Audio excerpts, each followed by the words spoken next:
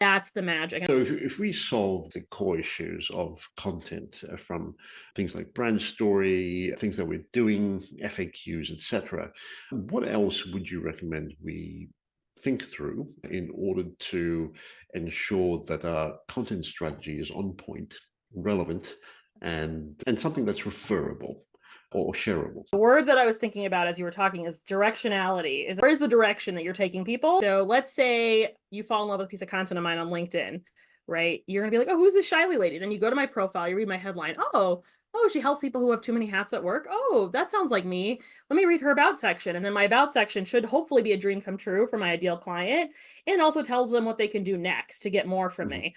So usually sign up for something, get on my mailing list or get a 10% off coupon code or whatever the heck it is. And from there, they can get on my mailing list, which is more vetted people. I always love email marketing because the people on your email list are usually way more invested in potentially buying from you than someone on social media. Mhm. So you have this high population of goodies, and then they can see your stuff on a regular basis, maybe every week, every other week, with some good insights. And eventually, when they're ready for you, that's going to be one very easy step to be like, yes, Vinay, I'm going to buy your thing. Or I want to get on a consult call with you, or whatever the heck your thing is. Or I want to use your software. A lot of times people don't have that and it falls on deaf ears, and there's no way for people who are not yet sure what they want from you to stay in your orbit. A therapy client, or she had a therapy practice. Actually, I met her because I was a podcast guest on a podcast years ago. And she didn't have any of that. And I'm like, well, if you don't want her therapy right now, then you're going to leave her site and you might not even remember the company name and you might never come back again. But if you can sign up and get a little mental health resource, you can now get on her mailing list. And at least every month now, you'll remember that her therapy practice is one that understands you and the problems that you have.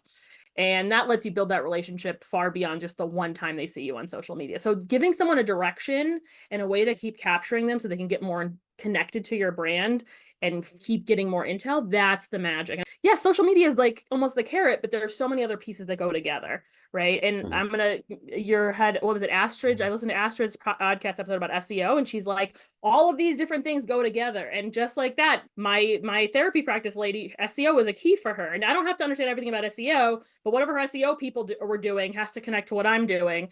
And when all those pieces go together, that's when you have a great strategy. Same with Mhm. PR, same with writing. All of this goes together and it's an ecosystem. And they're all different ways to go deeper with people. How do we ensure that the perspective that we're sharing is actually uh, shareable in that it doesn't just make sense for us, but it's actually worth sharing from the perspective of other people? Sometimes I'll say this, sometimes if it's helpful to one person, it's probably going to be helpful to more people.